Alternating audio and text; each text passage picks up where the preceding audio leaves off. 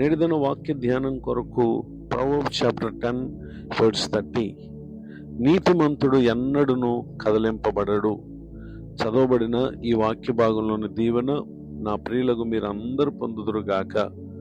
వాక్య ధ్యానం కొరకై ప్రార్థన. ప్రేమ కలిగిన మా తండ్రి, మీకు వందనాలు.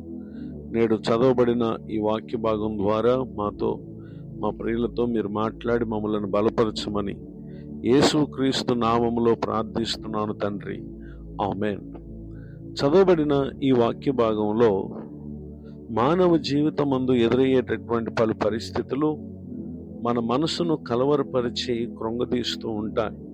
అయితే ఎన్నెన్ని పరిస్థితులు రకరకాలుగా మారిపోయినా స్థిరముగా మనం ఉండాలి అనంటే నీతి కలిగినటువంటి జీవితం ఎంతో ప్రాముఖ్యమైంది. ఎవరు ఈ నీతిమంతులు అనంటే సామ్స్ 125 ఫస్ట్ స్టాంజా 125వ కీర్తన మొదటి చరణం.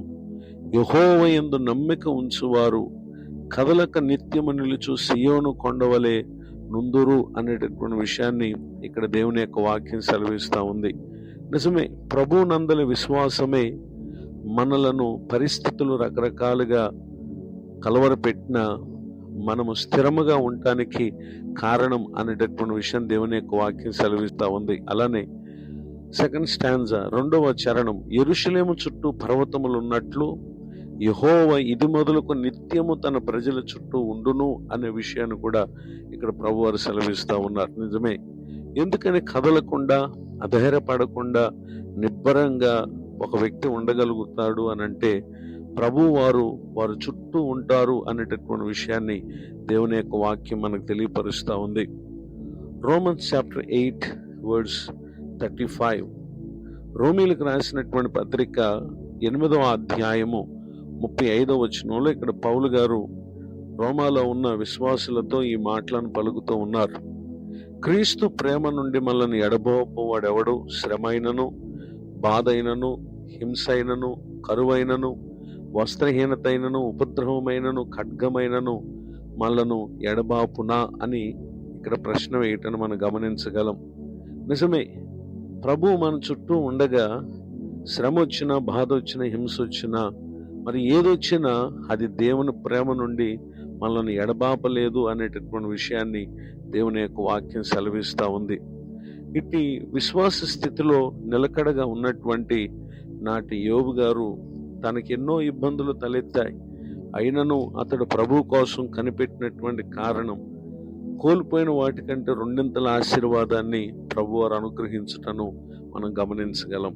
ఇలా ఎందరో భక్తులు ప్రభునందుంచినటువంటి విశ్వాసం ద్వారా పరిస్థితులు రకరకాలుగా వారిని కదిలించినప్పటికీ వారు ప్రభునందు స్థిరులుగా ఉన్నారు గనుక ఊహించని ఉన్నతమైనటువంటి ఆశీర్వాదాలతో వారు దీవించబడ్డారు. ఈ మాటలు వింటున్న నా ప్రియ సహోదరి సహోదరులు, రకరకాల పరిస్థితుల గురించి కలవరపడకండి. ప్రభు నందు విశ్వాసం ఉంచండి. విశ్వాసం ద్వారా కలుగు నీతి చేత ప్రభు మన చుట్టూ ఉండి ఆయన మనల్ని సంరక్షిస్తారు. రాబోతున్నటువంటి రోజుల్లో నేడు అనుభవించేటటువంటి శ్రమకు, బాధకు, కష్టమునకు ఉన్నతమైనటువంటి ప్రతిఫలాన్ని ప్రభు అనుగ్రహించబోతున్నారు.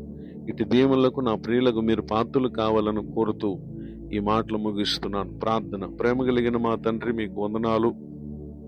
నేడు విన్న ఈ మాటల ద్వారా మా ప్రియులు ఏ ఏ పరిస్థితుల చేత నేడు కలవరపడుతున్నారు, కృంగిన స్థితిలో ఉన్నారు, ఏ మాటలు వినుటను బట్టి, ఏ పరిస్థితులను చూచుటను బట్టి వారిలో దిగులు, వేదన ఏర్పడ్డాయో, ఇప్పుడే విన్న ఈ మాటల ద్వారా మీ ప్రేమ నుండి ఏది మమ్మల్ని ఎడబాపలేదు గనక నిశ్చయముగా మీరు చేయి కార్యాలు మా ప్రియులు తమ జీవిత దినాల్లో యేసుక్రీస్తు నామమును పొందుదురుగాక.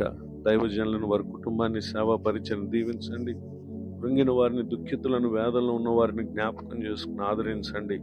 మరి యొక్క నూతన సంవత్సర దయా కిరీటాన్ని పొందిన మా ప్రియులను మీరు దీవించి తమ ముందున్న సంవత్సరములన్నిట పరిశుద్ధ ఆత్మదేవ వారి చుట్టూ మీ సన్నిధి ఉంచి మీ కృపాక్షములు వారికి అనుగ్రహించమని మీ సేవకునిగా ప్రార్థిస్తూ యేసుక్రీస్తు నామములో బ్రతిమలు ప్రార్థిస్తున్నాను తండ్రి, ఆమేన్.